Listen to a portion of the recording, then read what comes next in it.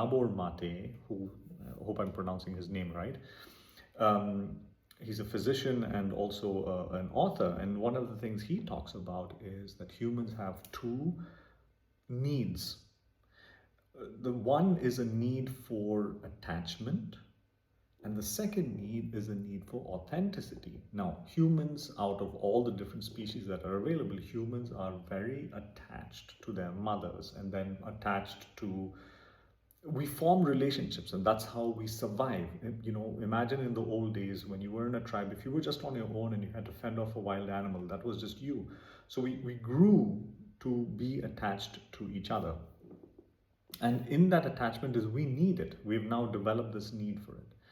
So, and at the same time, we're also authentic. We want to express ourselves freely. That's the freedom I was talking about earlier. We want to be accepted for who we are. But what happens is that these two, attachment and authenticity, begin to find rubbing points between each other as life progresses. And oftentimes we trade off authenticity for attachment. We'd rather have that sense of attachment than be authentic. And we'll talk a little bit more about that. So what happens is that, and probably I can explain this quickly. For instance, when you're young, you smile and then an adult smiles back at you. Ooh, beautiful, right? There's a lovely acceptance there. You feel attached. The moment someone smiles at you, you feel attached subconsciously. Now, when you smile as a kid again, and the adult just gives you a blank stare, or kind of like a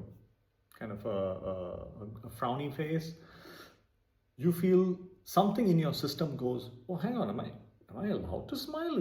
Did I do something wrong? You don't even know whether you did something wrong, right? Now, fast forward this to a school system set up, and teacher says, do you understand? You say, no, I don't understand. You raise your hand and you ask a question. Everybody else bursts out laughing because they're like, oh, you're so stupid, right?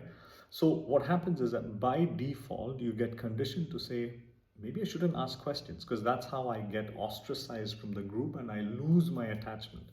The authentic curiosity within you decides you suppress it over time and you don't ask questions. The fast forward to a work life, your boss says, any questions? You're like, no, I'm good. I really understand. But then you're going through all these things where you don't really understand.